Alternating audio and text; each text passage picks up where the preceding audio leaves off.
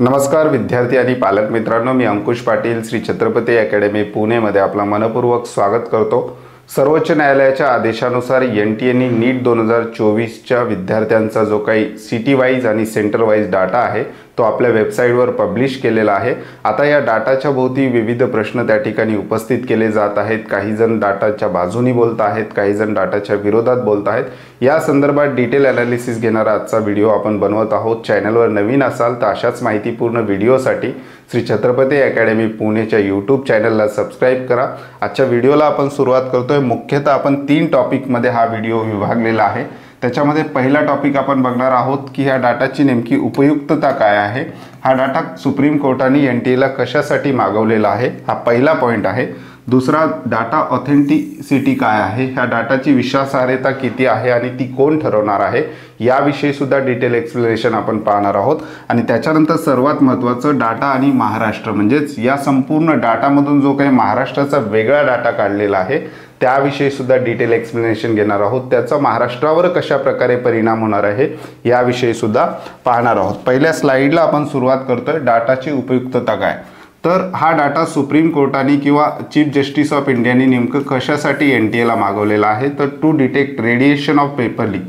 म्हणजे पेपर लीकचं जे काही रेडिएशन आहे ते कुठपर्यंत पोहोचलेलं आहे। म्हणजे एखाद्या सेंटरला जर पेपर लीक झाला असेल आणि जर तो सोशल मीडियावर झाला असेल तर त्याचं रेडिएशन कुठपर्यंत पोहोचलेलं आहे हे तपासण्यासाठी सुप्रीम कोर्टाने एनटीएकडे हा डाटा मागितलेला होता। हा पहिला पॉईंट झाला। त्याच्यानंतर इम्पॅक्ट ऑन हॉटस्पॉट सेंटर, म्हणजे जे काही सेंटर चर्चेत आहेत, ज्या ठिकाणी पेपर लीक झाल्याच्या बातम्या मोठ्या प्रमाणावर आहेत, त्याच्यामध्ये पटना बिहार, त्याच्यानंतर गोधरा, त्याच्यानंतर हजारीबागचं सुद्धा नाव येत आहे।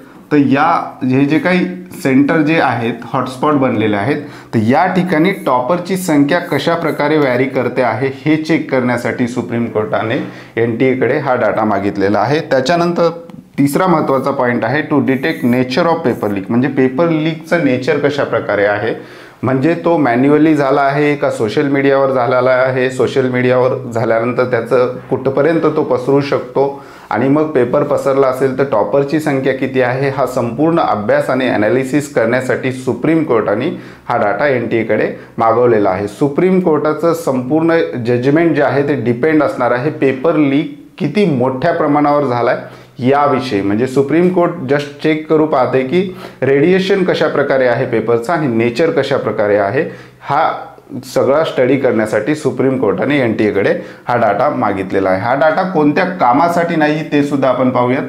नॉट फॉर ॲडमिशन प्रोसेस, म्हणजे आता जो काही डाटा एनटीएने सुप्रीम कोर्टासाठी तयार केलेला आहे हा ॲडमिशन प्रोसेससाठी हा डाटा उपयुक्तता त्याची नाही आहे। कारण हा डाटामध्ये जर आपण बघितलं तर त्यांनी रँडम सिरियल नंबर आणि विद्यार्थ्यांचा स्कोर दिलेला आहे, त्याच्यामुळं हा डाटा ॲडमिशन प्रोसेससाठी वापरला जाणार नाही। त्याच्यानंतर नॉट फॉर पर्सनल रिझल्ट, हा डाटा विद्यार्थ्याचा पर्सनल रिझल्ट पण नाही आहे, हा सामूहिक रिझल्ट आपण म्हणू शकतो। सेंटर वाईज, म्हणजे एखाद्या सेंटरवर विद्यार्थ्यांनी एक्झाम दिली असेल तर त्या सेंटरला त्या विद्यार्थ्यांसोबत किती विद्यार्थी बसले होते, त्याबरोबर विद्यार्थ्यांना मार्क्स त्या ठिकाणी कशा प्रकारे मिळालेले आहेत, एवढं या डाटावरून आपल्याला काढता येतं। कुठल्याही विद्यार्थ्याचा पर्सनल रिझल्ट या ठिकाणी निघणार नाही, त्यामुळं हा जो काही डाटा आहे पर्सनल रिझल्टसाठी नाही। त्याच्यानंतर नॉट फॉर स्टेट काउन्सिलिंग, म्हणजेच हा डाटा स्टेट काउन्सिलिंगकडे सुद्धा एनटीए सुपूर्द करणार नाही। हा डाटा फक्त सुप्रीम कोर्टाच्या अभ्यासासाठी, सुप्रीम कोर्टामध्ये जे काही केसेस चालू आहेत त्याच्या अभ्यासासाठी एनटीएने बनवलेला आहे। त्याच्यानंतर पुढची स्लाइड जी आहे, डाटा ऑथेंटिसिटी, म्हणजे हा डाटा किती ऑथेंटिक आहे या संदर्भात सुद्धा प्रश्न उपस्थित केले जात आहेत। तर ही डाटा ऑथेंटिसिटी नेमकी कोण चेक करू शकतं किंवा डाटा ऑथेंटिक आहे आत्ता आपण म्हणू शकतो का, तर पहिला आहे की आत्ता सध्याच्या घडीला हा डाटा ऑथेंटिक आहे हे सुप्रीम कोर्टामध्ये तरी प्रूव्ह झालेलं नाही। कारण 22 तारखेला महत्त्वाचा निर्णय त्या ठिकाणी होणार आहे आणि त्या ठिकाणी या डाटावर दोन्ही बाजूंनी चर्चा होणार आहेत आणि त्यानंतर सुप्रीम कोर्टाच्या हातात डिसिजन आहे की हा डाटा ऑथेंटिक ठरवायचा। कारण सुप्रीम कोर्ट सुद्धा या डाटावर काही प्रश्न एनटीएला विचारू शकतं किंवा एनटीएच्या विरुद्धच्या बाजूने जी वकील ही केस लढवत आहेत ते सुद्धा या डाटावर काही प्रश्न विचारू शकतात। कारण आपण या अगोदर सुद्धा बघितलेलं होतं की एनटीएने IIT मद्रासच्या मदतीने एक रिपोर्ट त्या ठिकाणी सुप्रीम कोर्टामध्ये सादर केलेला होता। त्यावर बरेचसे प्रश्न विरोध बाजूच्या वकिलांनी विचारले होते आणि चीफ जस्टिस ऑफ इंडियानी सुद्धा विचारलेले होते. आणि IIT मद्रासचा जो काही रिपोर्ट आहे, जो काही अहवाल आहे, तो निर्णय NTA च्या बाजूने देण्याचा तेवढा पुरेसा ठरलेला नाही. त्यामुळे सुप्रीम कोर्टाने हा डाटाच मागवलेला होता. आता डाटावर सुद्धा दोन्ही बाजूंनी चर्चा होणार आहे.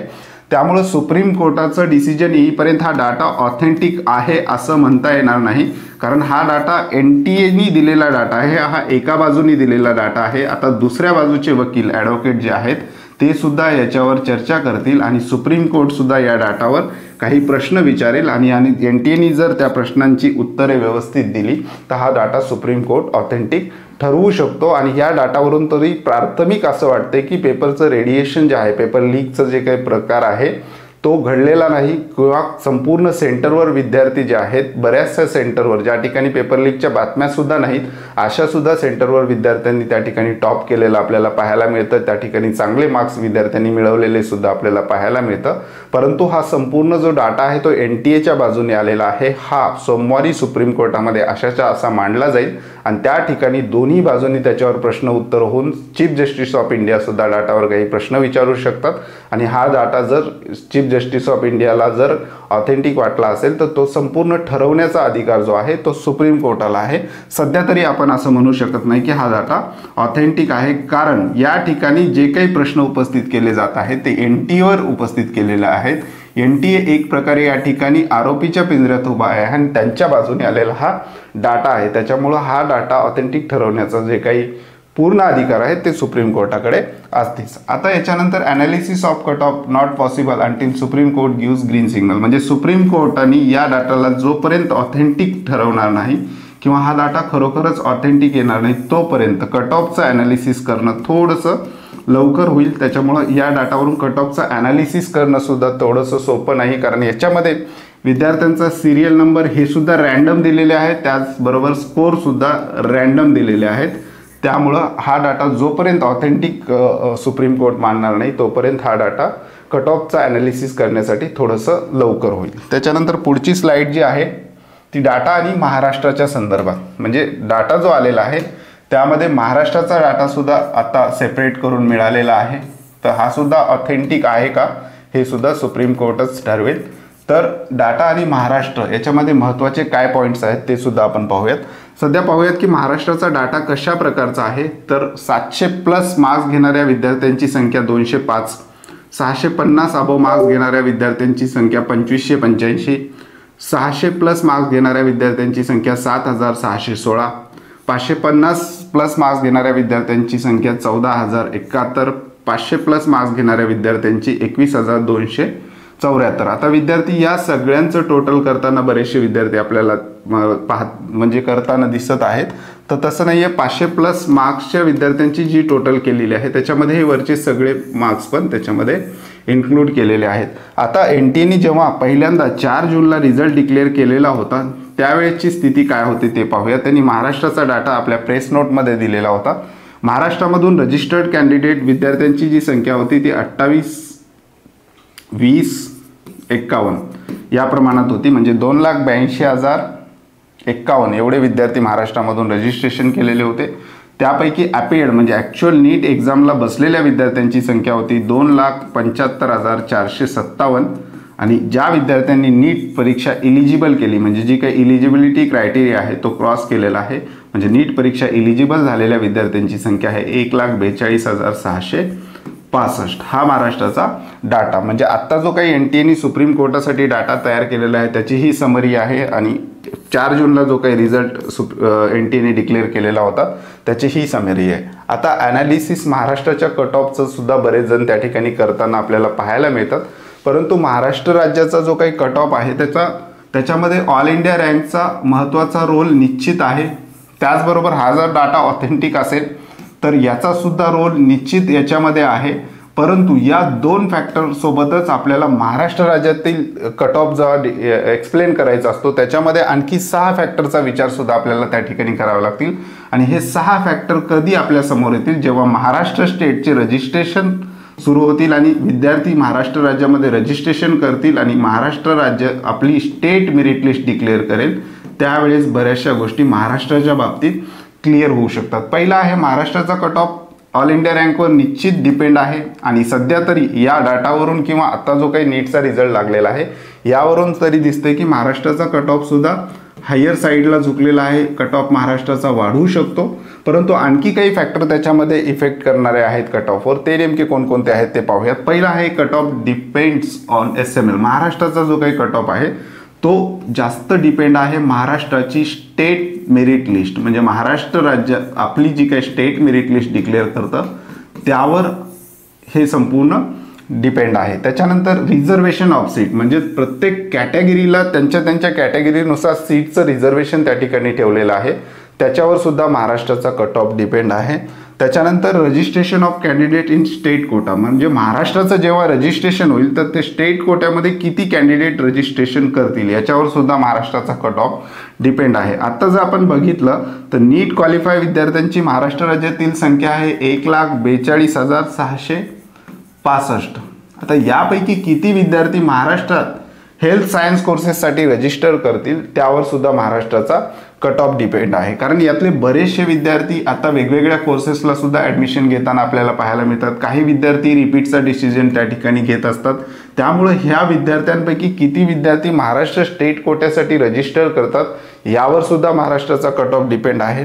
त्याच्यानंतर कॅटेगरी वाईज कॉम्पिटिशन कशा प्रकारे आहे, म्हणजे एखाद्या कॅटेगरीचे विद्यार्थी त्या ठिकाणी किती आहेत त्यावर सुद्धा त्या कॅटेगरीचा कट ऑफ डिपेंड असतो. म्हणजे उदाहरणार्थ आपण जर पाहायचं झालं तर ST कॅटेगरीचा विद्यार्थी आहे तर याची कॉम्पिटिशन जी आहे, ओपन कॅटेगरीचे विद्यार्थी कितीही टॉपर असतील तर यांच्यासोबत यांची स्पर्धा नाही आहे, किंवा या विद्यार्थ्याला OBC कॅटेगरीचे विद्यार्थी कितीही टॉपर असतील तर त्याच्या मार्क्सवर त्याचा परिणाम होणार नाही. त्याचं कॉम्पिटिशन होणार आहे ST कॅटेगरीच्या विद्यार्थ्यांसोबतच, म्हणजे याच्यावर मार्क्स असणाऱ्या ST कॅटेगरीच्या विद्यार्थ्यासोबतच याचं कॉम्पिटिशन महाराष्ट्र स्टेटमध्ये होणार आहे. त्याच्यामुळं कॅटेगरी वाईज कॉम्पिटिशन सुद्धा महाराष्ट्र राज्यातील कट ऑफसाठी इम्पॉर्टंट आहे. त्याच्यानंतर न्यूली ॲडेड कॉलेज, म्हणजे नवीन कॉलेजेस किती आहे, सीट मॅट्रिक्स कशा प्रकारे असणार आहे, कोणत्या कॅटेगरीला किती सीट्स त्या ठिकाणी यावर्षी राखीव आहेत, त्याचबरोबर पॅरलल रिझर्वेशनसाठी कशा प्रकारे सीट दिलेल्या आहेत त्या सीट मॅट्रिक्स, त्याचबरोबर नवीन ॲड झालेले कॉलेज त्याच्या सीट यावर सुद्धा महाराष्ट्राचा कट ऑफ डिपेंड असतो. त्याच्यानंतर रिस्पेक्टिव्ह स्टेट गव्हर्नमेंट पॉलिसीज, म्हणजेच महाराष्ट्र राज्य सरकारच्या ज्या काही पॉलिसीज आहेत त्यासुद्धा कट ऑफवर इम्पॅक्ट करणारे असतात. उदाहरणादाखल आता महाराष्ट्र राज्यातील ज्या काही OBC, EWS, SCBCच्या विद्यार्थिनी आहेत त्यांच्या 100% शुल्क माफीचा निर्णय महाराष्ट्र शासनाने घेतलेला आहे. अशा पॉलिसीज सुद्धा महाराष्ट्राच्या कट ऑफवर परिणाम करणारे असतात. हे दोन फॅक्टर तर महत्त्वाचे आहेतच, ऑल इंडिया कोटा. त्याचबरोबर आता जो काही डाटा आलेला आहे हा जर ऑथेंटिक मानला तर यावरून महाराष्ट्राचा कट ऑफ वाढताना आपल्याला पाहायला मिळतोय. परंतु जेव्हा महाराष्ट्राचं रजिस्ट्रेशन होईल त्यावेळेस आणखी चित्र थोडंसं स्पष्ट होईल. ह्या दोन फॅक्टर बरोबरच हे बाकीचे 6 फॅक्टर सुद्धा महाराष्ट्रातील कट ऑफवर इम्पॅक्ट करणारे आहेत. आता ऑल इंडिया रँक हा एकच फॅक्टर आपल्याकडे आहे, बाकीचे 6 फॅक्टर आपल्याला कधी समोर येतील, जेव्हा महाराष्ट्र स्टेटचं रजिस्ट्रेशन होईल आणि त्यामध्ये भाग घेणाऱ्या विद्यार्थ्यांची महाराष्ट्र शासन स्टेट मेरिट लिस्ट डिक्लेअर करेल त्यावेळेस महाराष्ट्राचा कट ऑफ आपण ॲक्युरेट सांगू शकतो. आत्ता फक्त अंदाज वर्तवू शकतो की ह्या लेवलपर्यंत कट ऑफ जाऊ शकतो. तसं आत्ता ओव्हरऑल बघितलं तर कट ऑफ थोडासा वाढताना आपल्याला पाहायला मिळतो, परंतु बाकी फॅक्टर अजून हिडन आहेत. ते जेव्हा समोर येतील त्यावेळेस प्रत्येक कॅटेगरी वाईज कट ऑफ आपण त्या ठिकाणी डिस्कस करू शकतो किंवा त्यावेळेसही एक अंदाज आपण बांधू शकतो की अशा प्रकारे कट ऑफ जाऊ शकतो. हे 6 हिडन फॅक्टर जेव्हा महाराष्ट्राचे रजिस्ट्रेशन चालू होतील त्यावेळेस आपल्या समोर येतील, त्यानंतर आपण कट ऑफचा थोडासा अचूक अंदाजाच्या जवळ जाऊ शकतो. तर अशा प्रकारे हे आहे डाटा आणि महाराष्ट्र. त्याचबरोबर याची उपयुक्तता बघितलेली आहे. ऑथेंटिसिटी ठरवण्याचा संपूर्ण अधिकार सुप्रीम कोर्टाला आहे. हा डाटा जो आहे तो वेगवेगळ्या सॉफ्टवेअरच्या माध्यमातून तयार केला असल्याचं बोललं जातं आहे. त्याची ऑथेंटिसिटीवर सुद्धा सुप्रीम कोर्ट प्रश्न उपस्थित करू शकतं. तर हे संपूर्ण डिटेल ॲनालिसिस आहे. या संदर्भातला जो काही डाटा आहे महाराष्ट्र राज्यातला स्टेट वाईज जर तुम्हाला पाहिजे असेल तर आमच्या व्हॉट्सअप ग्रुपवर आम्ही काल तो टाकलेला आहे. डिस्क्रिप्शन बॉक्समध्ये आमच्या व्हॉट्सअप ग्रुपची लिंक दिलेली आहे, चॅनलची सुद्धा लिंक दिलेली आहे. त्यावर क्लिक करून तुम्ही त्या चॅनलला फॉलो करून त्या ठिकाणी तो डाटा पाहू शकता. तुर्तास आजच्या व्हिडिओमध्ये आपण इथेच थांबतोय. पुन्हा भेटूयात आणखी एका नव्या आणि माहितीपूर्ण व्हिडिओमध्ये. धन्यवाद.